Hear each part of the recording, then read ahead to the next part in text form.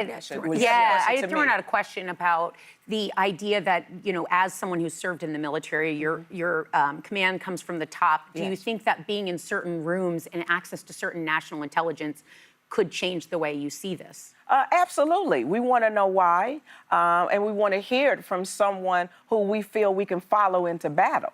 We don't want to hear it from somebody that's a TV personality who may have limited experience. I think this country is going to have to go back to the issues that we have. Maybe the commander-in-chief would have to have some military experience and understand that your order leads us into something that could reverberate around the world. Getting our allies together or go to Congress. You got control of the House and the Senate. Why couldn't you take that vote? Or are you afraid that even your own allies were going to tell you well, not one to? thing is every modern president, just to be clear, I've said this multiple times, Biden, Obama, Clinton, George Bush, George H.W. Bush, Reagan, they all did this without Congress. So Congress has ceded a power that they should be taking back if they want that and the reason oversight. they don't want to bring it to a vote is because they don't want to number one, because they could lose. That's right. And number two, because they don't want to force these people to go on record saying that they either support or reject this war. But listen, I think one of the things that's really troubling me is how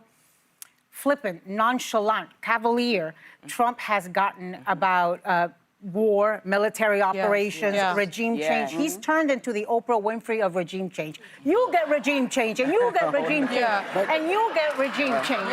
And you know, and I am so concerned at how every time he gets asked about Iran, he starts talking about Venezuela. Venezuela is a country that did not have missiles, did not have drones, did not have the military capability of fighting back and making it a war. Venezuela was go grab Maduro, one and done. And I feel for all of these people. I know the Iranian people can't get rid of the Ayatollahs on their own. I know the Cuban people have lived almost 70 years under dictatorship and can't get rid of these people on their own. I know the Venezuelan people couldn't get rid of Maduro on their own. But are we really now going to be a country that's waging three, four different actions at the same time? And that's the thing. He ran on America first, and I think people voted for him because they wanted to fix our infrastructure. They wanted us to have affordability in our housing, of education. He ran on fixing this country, and I think people have been duped. I think people are disappointed, and it's really easy to start a war. We've seen that. It's really difficult to end a war, and I think what is very scary for me, and you and I were talking about this at the break. You know, he's saying, well, maybe, he said on the airplane, maybe we'll have boots on the ground. Our military, we are the biggest, the best trained military in the world, but you're going to be fighting in Iran's backyard. That is guerrilla fighting. That is a street fight.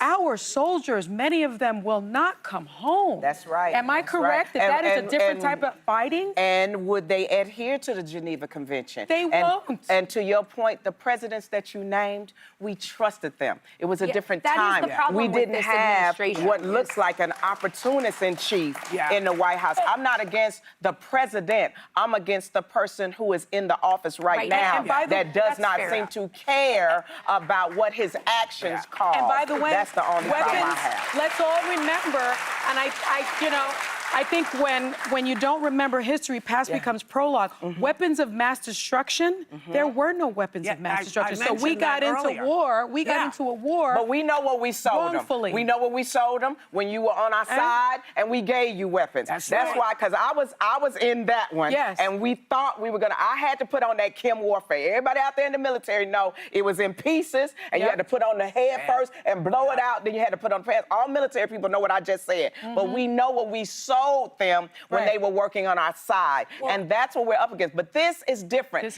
And they just put in their leader, who's an extension of what they are. There you go. So there's no regime. There you go. I'm sorry, Whoopi. No. It's just, I said this a couple of days ago at this table. You don't know who's coming in. That's right. Yeah, and this You is know, his son, and this he's is his even kid. further And that's extreme right. than his He mother. thinks it's all going to be like Venezuela, where he got the not. vice president, Listen, it's who's, not. you know, but these are, that was a kleptocracy. This is a Yes. theocracy. These people believe this stuff deeply. It's a completely Yeah. different Listen, ball of wax. basically we are sending people in to lose their lives. Yes. Because we've seen how fighting goes. We knew we shouldn't have gone into Afghanistan. We knew that. Right. And they decided to do it anyway. So now we're in the same position with someone who doesn't seem to care that human beings are being sent to That's war. right. Yeah. That people's sons and daughters. His kids aren't going. Right. No. No. You know? So, you know, I don't want anybody's son and daughter to Right. go. I don't want anybody to go because this is not what we should be doing. And you said you weren't going to do this. It's one more. And by the way, it is costing almost $1 billion a day. It is costing $891 million. Do you know what a it's day. costing us in the world? Right. Do you have any idea how messed up we are? We are sitting on top of $1 these But crazy. before we go, we do not want our troops to feel like we do not care for what they are no, doing. we do. applaud We them do for care. standing in the gap for us.